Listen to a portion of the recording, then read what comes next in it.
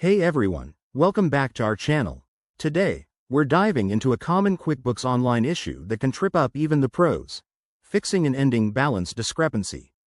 If you've ever stared at your books wondering why the numbers don't add up, you're in the right place. This guide is tailored for 2025's updated interface, so let's get you sorted out quickly and painlessly.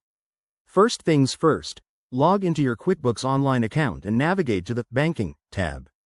Here, you'll see your accounts listed. Select the one with the problematic ending balance. QuickBooks often flags discrepancies, so check for any alerts or errors right away. This could be due to uncleared transactions or simple data entry mistakes. Next, head over to the Reconcile feature under the Accounting section. This is your best friend for balancing accounts. Start by entering the statement ending date and balance from your bank statement. QuickBooks will compare this with your records and highlight any differences. Go through the unmatched transactions one by one, double-check dates, amounts, and categories. If you spot an error, edit it directly in the transaction history.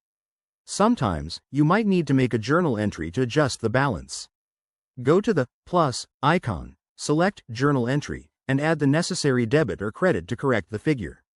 Always add a note explaining the change for future reference. It's a lifesaver during audits. Once everything matches up, click Finish Now to complete the reconciliation. Double-check your ending balance to ensure it aligns with your bank statement. If issues persist, consider reaching out to QuickBooks support or reviewing your import settings for bank feeds. There you have it. That's how you fix that pesky ending balance in QuickBooks Online for 2025.